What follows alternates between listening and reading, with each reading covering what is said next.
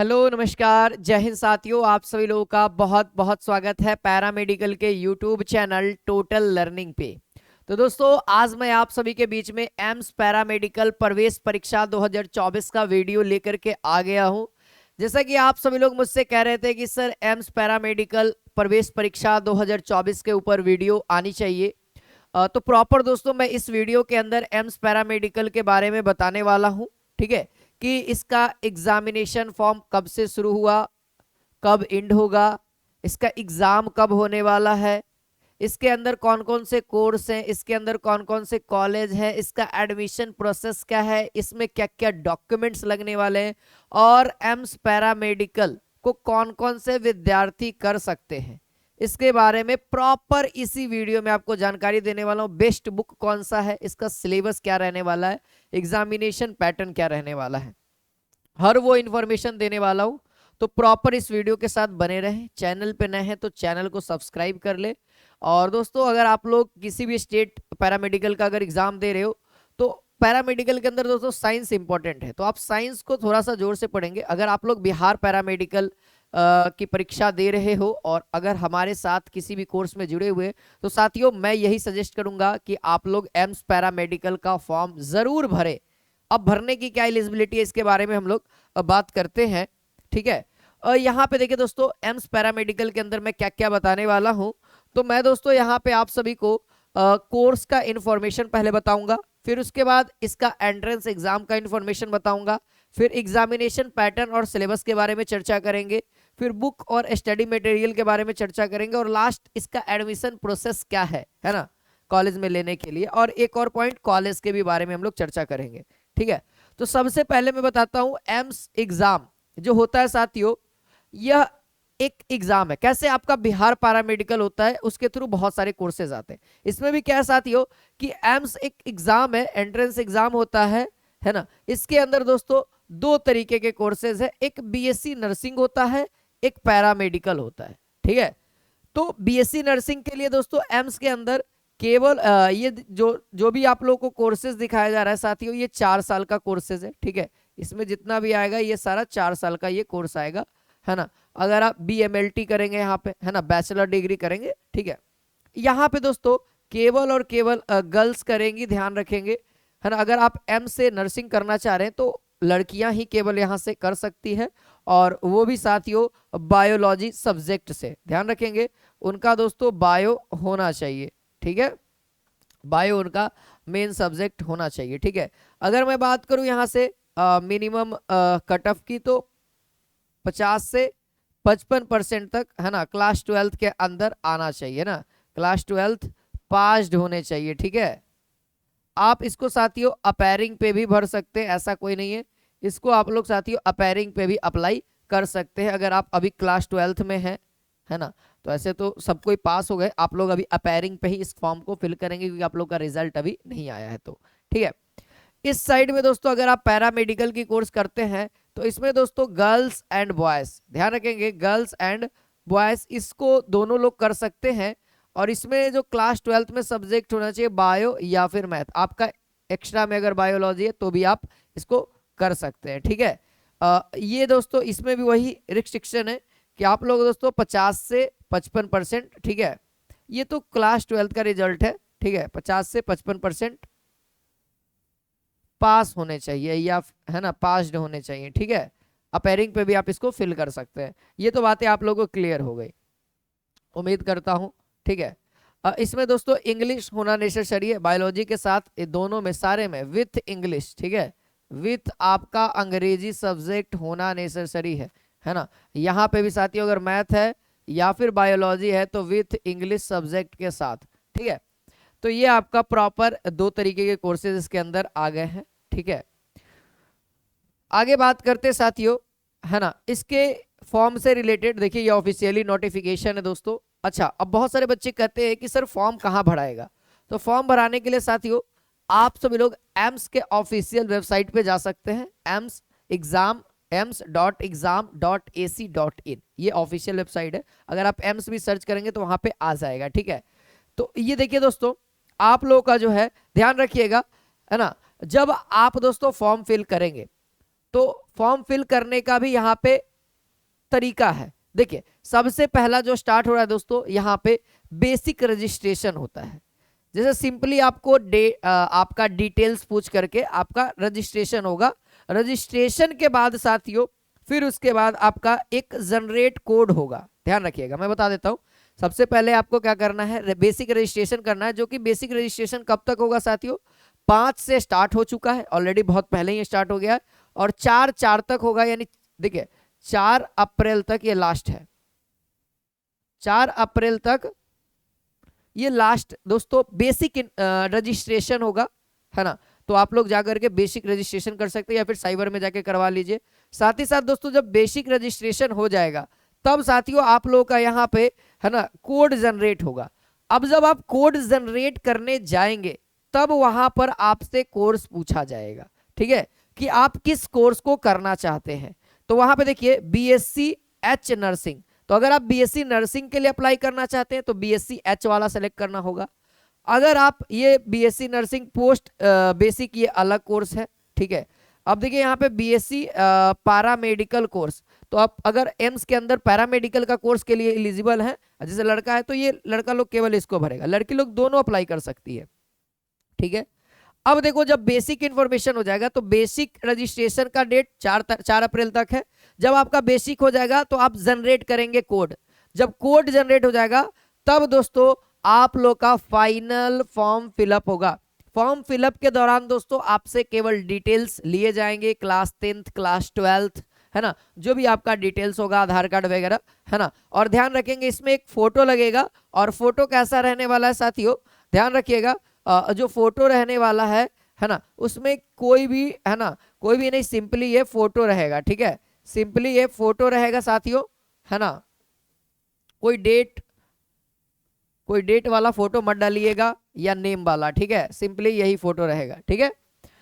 अच्छा, अब अभी मैंने बताया कि इसका एज लिमिट क्या है साथियों, तो इसका मिनिमम आपका एज साथियों 17 साल होने ही चाहिए, ठीक है, दोनों में साथियों 17 साल। लेकिन आपको मैं बताऊं पैरामेडिकल या मेडिकल में कोई भी कोर्सेज है, मिनिमम 17 साल, मैक्सिमम 35 साल है, ठीक है, मैक्सिमम 35 साल है। एम्स के द्वारा कोई ऐसा नोटिफिकेशन नहीं डाला गया है कि 35 साल है, बट आयोग ने बता रखा है मेडिकल ने कि 35 साल तक लोग करते हैं, ठीक है, कोई भी मेडिकल कोर्सेज हो, ठीक है। चलिए ये क्लियर हो गया आप लोगों को, मैंने बता दिया। यानी दोस्तों जो देखिए पहले तो बेसिक रजिस्ट्रेशन करना होगा आपको, फिर उसके बाद कोड जनरेट करना होगा, और कोड जनरेट करने के बाद यानी कि 12 तारीख से दोस्तों कोड जनरेट होना स्टार्ट होगा, यानी कोड जनरेट होना स्टार्ट हो चुका है साथियों, ठीक है।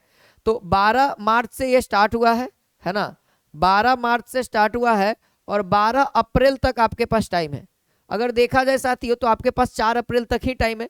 तो आप लोग दोस्तों जाइए, पहले बेसिक रजिस्ट्रेशन, फिर कोड जनरेट, जैसे ही कोड जनरेट होता है फिर उसके बाद फाइनल फॉर्म सबमिट कर दीजिएगा, फिर उसके बाद आपको कुछ रिसीविंग मिलेगा, आप उसको रखे रहिएगा, ठीक है। ये हो जाएगा दोस्तों फॉर्म सबमिट का। अब फॉर्म सबमिट करने में पैसे कितने लग रहे हैं, अगर आप जनरल और ओबीसी से हैं 2000 रुपया लगेगा, अगर आप SC ST EWS से हैं तो 1600 रुपया आपका, है ना, फॉर्म का चार्जेस है। अगर आप एग्जामिनेशन की बात करते हैं तो यहाँ पे मैंने 2 प्रकार के बताए हैं। एक बताया मैंने बीएससी नर्सिंग, मैंने क्या बताया, बीएससी नर्सिंग के बारे में, और एक मैंने बताया दोस्तों पैरामेडिकल के बारे में। तो देखिए इनका एग्जामिनेशन का नोटिफिकेशन भी ऑलरेडी आउट किया हुआ है, ठीक है। देखिए अब बीएससी नर्सिंग वाले का और पैरामेडिकल वाले का, इनका 6 जून 2024 को इनका एग्जाम होने वाला है साथियों, ठीक है। इनका कब एग्जाम होने वाला है, 6 जुलाई, है ना, 6 जुलाई को इनका एग्जाम होने वाला है, 6 जुलाई 2024 का, ठीक है। और बीएससी नर्सिंग वालों का दोस्तों 8 जून को होने वाला है, ठीक है, देख लीजिए, ठीक है। हाँ ये इनका दोस्तों आप लोगों का एग्जामिनेशन का डेट भी है, दिया हुआ है। अच्छा अब आगे देखते हैं साथियों एग्जामिनेशन पैटर्न क्या रहने वाला है, ठीक है। अब एग्जामिनेशन, कुछ बच्चे फॉर्म भरेंगे तो सर एग्जाम है तो एग्जाम में पढ़ना क्या है, तो देखिए यहाँ पर से दोस्तों 3 तरीके के सेक्शन से आएंगे। पहला अगर हम बात करें पैरामेडिकल के लिए, अगर आपने पैरामेडिकल के लिए अप्लाई किया है तो एग्जाम पैटर्न उसका अलग है।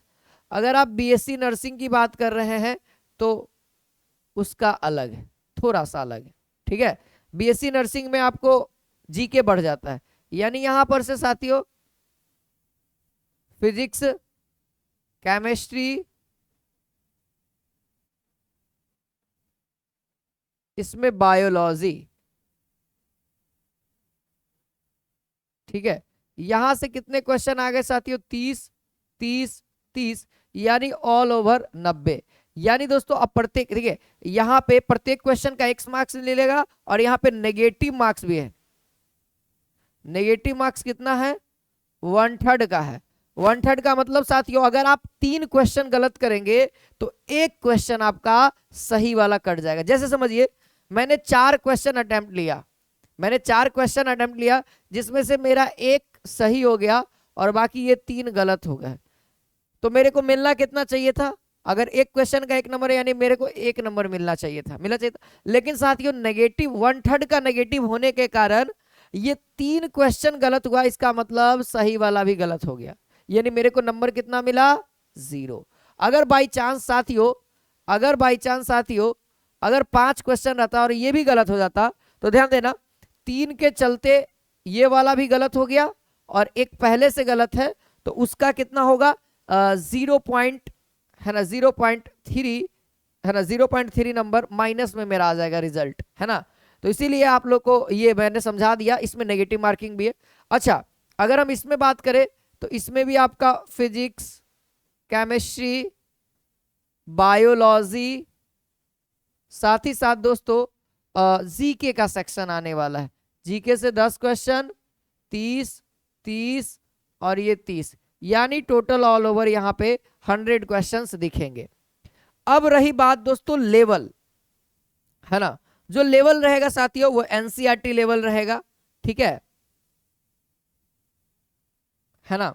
यही मैंने उसी चीज को मैंने यहाँ पे लिख करके आपको बता दिया, ठीक है। अब बात रही सर कि एम्स पैरामेडिकल के लिए कौन सा बुक्स पर है। सर एग्जामिनेशन पैटर्न भी पता हो गया कि किस तरीके से तैयारी करना है। बात रही कि अब इसको किस बुक से पढ़ा जाए, तो देखो मेरे भाई बुक आप NCERT फॉलो करो, ये मेन बुक है। और ध्यान रखना 11th और 12th से ही सवाल आएंगे, ठीक है, 12th से ही सवाल आएंगे, ठीक है। और इसी को आपको पढ़ना है। इसमें एनसीईआरटी में दोस्तों आप डायरेक्ट न्यू वाला एनसीईआरटी मत उठाओ, ठीक है। मैं आपको बताता हूं आप कौन से बुक को रेफरेंस ले सकते हो अपनी तैयारी को बढ़िया करने के लिए। एनसीईआरटी बेस किताब है, नाम बता देता हूं, भारती भवन, ठीक है,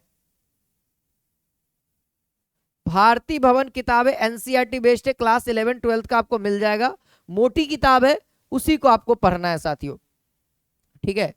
और बहुत सारे बच्चे इस एग्जाम में कंप्लीट करते हैं और बाकी जितने बच्चे हमारे साथ ऑलरेडी कोर्स में हैं, तो जितना पढ़ाया जा रहा है आप उतना पे फोकस करें, ठीक है, उतना पे ही आपका बहुत अच्छा खासा रिजल्ट हो सा जाएगा, ठीक है। ठीक है, ये तो बुक मैंने बताया जो लोग केवल और केवल टारगेटेड है एम्स के लिए।